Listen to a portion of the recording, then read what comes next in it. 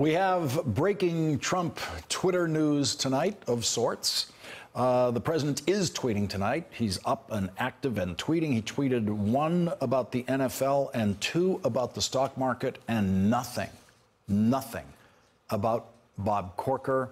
And so we are now moving past 24 hours of Donald Trump suffering this attack by Senator Bob Corker, saying the worst things about him that any senator has ever said about a president, and still absolute silence from President Trump. Joining us now is Jennifer Rubin, opinion writer at The Washington Post. Also joining us is Charlie Sykes, author of the new book, How the Right Lost Its Mind, and an MSNBC contributor.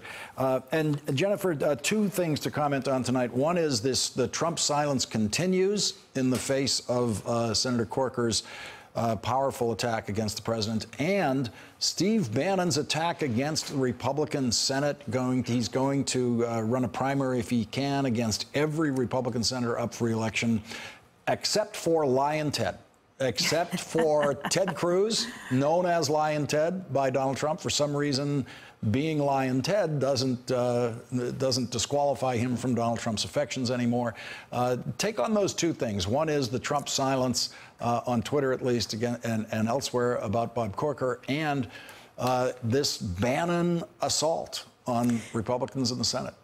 The only thing I can think of is that John Kelly has literally stolen the phone away from Donald Trump. Someone else is perhaps tweeting those relatively innocuous things, because essentially what Bob Corker did was he outed himself and every member of the Republican Party for allowing someone who they believe is mentally unable to perform the office of the President of the United States, unable to perform the duties, a risk to the country, to remain.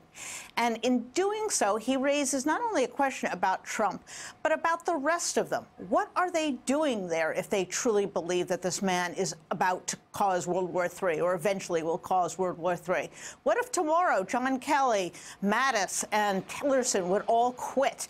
Would they feel that the country is in peril? I certainly think they should. So that's the only explanation I can come up with on that one. As far as the Senate goes, oh my, what fun this is going to be. The crazies against the craziers.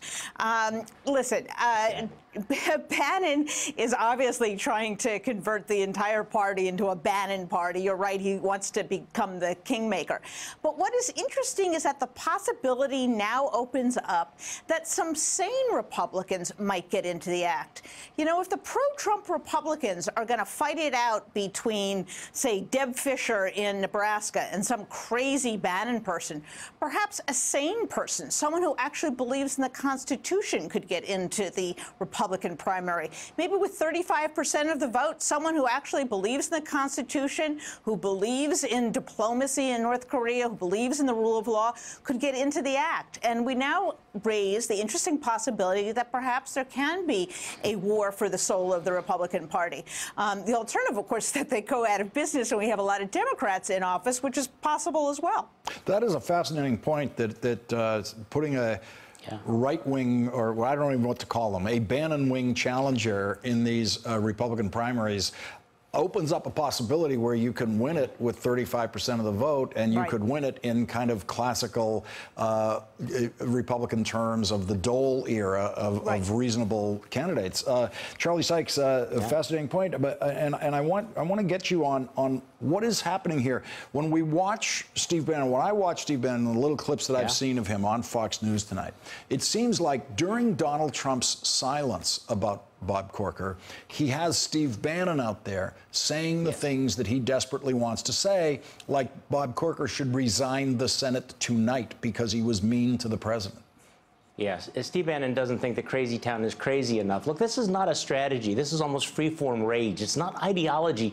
It's nihilism, you know, pushing the party further and further from the kind of sanity that Jennifer was talking about. And I'll tell you what the tell is here, is that Bannon is not only supporting people like Roy Moore and all these other challengers, he's also supporting this disgraced congressman from New York, Michael Grimm, who just got out of jail. You know, Michael Grimm is not a populist. He's basically a loudmouth. He's a troublemaker. He's a thug. He's a crook.